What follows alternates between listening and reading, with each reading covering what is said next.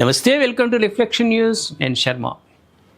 ఏపీకి 38, తెలంగాణకు 26 సీట్లు డీలిమిటేషన్పై అమిత్ షా కీలక ప్రకటన చేసిండు. ఏ విధమైనటువంటి లాభం జరుగుతుంది దక్షిణాదికి అని ఫర్ ఎగ్జాంపుల్గా ఆయన చెప్పిండు. లోక్సభ స్థానాల పునర్విభజన ప్రక్రియపై దక్షిణాది రాష్ట్రాలు వ్యక్తం చేస్తున్న ఆందోళనలపై కేంద్ర హోంమంత్రి అమిత్ షా గురువారం లోక్సభలో కీలక ప్రకటన చేసిండు.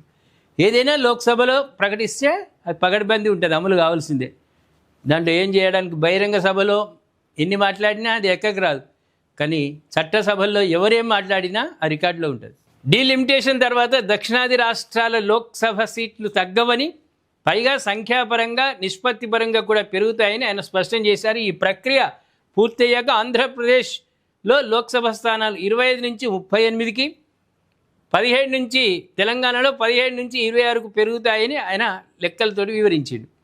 మహిళా రిజర్వేషన్ల అమలుకు సంబంధించిన రాజ్యాంగం 131వ సవరణ బిల్లు, డీలిమిటేషన్ బిల్లుపై జరిగిన చర్చ సందర్భంగా అమిత్ షా మాట్లాడారు. లోక్సభ మొత్తం సీట్ల సంఖ్యను పెంచిన తర్వాత దక్షిణాది రాష్ట్రాల సీట్లు కూడా పెరుగుతాయని తెలిపింది. కర్ణాటకలో 28 నుంచి 42, తమిళనాడులో 39 నుంచి 59, కేరళలో 20 నుంచి 30కి సీట్లు పెరుగుతాయన్నారు. ప్రస్తుతం 543 సీట్లున్న లోక్సభలో 5 దక్షిణాది రాష్ట్రాలకు 129 స్థానాలు అంటే 23.76% ఉండగా, సభ విస్తరణ తర్వాత 195 స్థానాలకు సుమారు 23.97% పెరుగుతాయని ఆయన పేర్కొన్నాడు. ప్రతిపక్షాలు ఈ అంశంపై ప్రజల్లో అనవసరపు భయాలు సృష్టిస్తూ తప్పుడు ప్రచారం చేస్తున్నాయని ఆయన ఆరోపించాడు.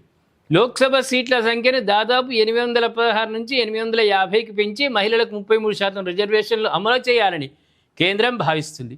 అయితే జనాభా ప్రాతిపదికన సీట్ల పునర్విభజన చేపడితే జనాభా నియంత్రణను సమర్థవంతంగా అమలు చేసిన తమకు అన్యాయం జరుగుతుందని దక్షిణాది రాష్ట్రాలు ఆందోళన వ్యక్తం చేస్తున్నాయి. దీనివల్ల పార్లమెంటులో తమ ప్రాధాన్యత తగ్గుతుందని వాదిస్తున్నాయి. ఈ అంశంపై తెలంగాణ ముఖ్యమంత్రి రేవంత్ రెడ్డి మాట్లాడుతూ, దక్షిణాది రాష్ట్రాలన్నీ ఏకతాటిపైకి రావాలని, జనాభాతో పాటు రాష్ట్రాల స్థూల దేశీయోత్పత్తి GSTపై వంటి ఆర్థిక సూచికలు కూడా పరిగణలోకి తీసుకోవాలని రేవంత్ రెడ్డి సూచించింది.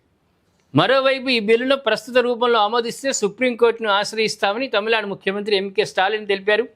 మాజీ కేంద్ర మంత్రి చిదంబరం మాట్లాడుతూ, తొలుత సీట్లు పెరిగినట్లు కనిపించినా భవిష్యత్తులో జరిగే డీలిమిటేషన్ ప్రక్రియలో దక్షిణాది రాష్ట్రాల వాటా తగ్గే ప్రమాదం ఉందని ఆయన హెచ్చరించాడు. ఏది ఏమైనా చట్టసభల్లో బిల్లు ఆమోదం పొంది తర్వాత రాష్ట్రపతి ముద్ర పడితే కోర్టు కూడా ఏం చేయలేదు. చట్టసభలు చట్టాలను రూపొందించేటువంటి సభ అది. కాబట్టి తర్వాత కోర్టు అయినా కూడా ఏం ప్రయోజనం ఉండకపోవచ్చు. ఒకవేళ కొన్ని సందర్భాల్లో సాంకేతికపరమైనటువంటి లోపాలు ఏమైనా కనిపిస్తే అప్పుడు సుప్రీంకోర్టు కూడా వాటిని స్వీకరించి న్యాయ విచారణ జరిపే హక్కు సుప్రీంకోర్టుకు ఉంటుంది. ఏమంటారు ప్రేక్షకులారా? దక్షిణాదికి నష్టం జరగదని అమిత్ షా అధికారికంగా పార్లమెంట్లో ప్రకటించిండు. దీన్ని మనం సమర్థిద్దామా, లేదు దక్షిణాదికి నష్టం జరగబోతుంది అని అనుమానం వ్యక్తం చేద్దామా? ఈ 2 అంశాల మీద దయచేసి మీరు కామెంట్ రూపంలో తెలియజేయండి. సబ్స్క్రైబ్ చేసుకోండి, షేర్ చేయండి.